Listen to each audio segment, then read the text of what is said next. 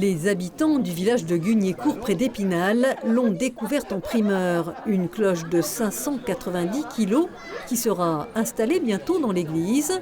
Elle porte les prénoms des doyens de la commune. Yvette, sa marraine, n'en est pas peu fière. Ça me fait bien plaisir. C'est un honneur. Hein.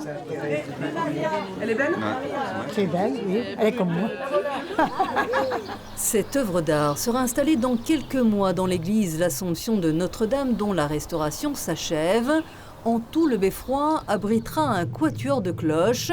Si la plus grosse a été fabriquée à la fonderie Vogelé de Strasbourg, le week-end dernier, le village s'est transformé en atelier à ciel ouvert pour la naissance de ses 3 petites sœurs, qui feront tout de même chacune quelques centaines de kilos. C'est quand même quelque chose d'extraordinaire. Moi, j'avais jamais vu fondre une cloche, et la plupart des gens qui sont ici, c'est pareil. Donc, fondre des cloches sur place, c'est un événement qu'on ne reverra plus. Donc voilà, pour moi c'était important. Et puis c'était important parce que c'est un peu la renaissance de l'église, parce qu'elle a brûlé il y a 2 ans. Là, le clocher remonte, les cloches vont être coulées, donc c'est magnifique. Dans le passé, les fondeurs travaillaient dans le plus grand secret, mais ils ont aujourd'hui à cœur de faire connaître leur métier. Les enfants de l'école auront participé au décor des moules réalisés au préalable, des moules enterrés pour résister au métal en fusion. Là, on est déjà au-delà de 960 degrés puisque le métal a commencé à fondre. Donc, on va monter jusqu'à 1100-1150 degrés pour qu'il ait la bonne consistance pour bien remplir le moule. Et ici, en coulée sur site, donc le creuset, le four est fixe. Et c'est les fondeurs qui vont puiser le métal et qui vont le verser à la louche vers les moules. Le bronze, alliage de 78% de cuivre et 22% d'étain, est porté à 1100 degrés.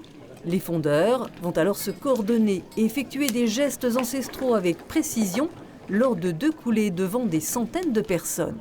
Je suis né ici, j'ai été baptisé ici, je me suis marié ici.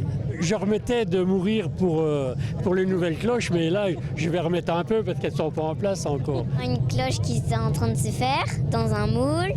Et après, ils vont le verser dans le moule. Et après, ça va former une forme de cloche. Tu l'avais déjà vu ça ? Non. Je pense qu'elle le verra qu'une fois dans sa vie et c'est important. Allez, on continue. Allez. On y est presque.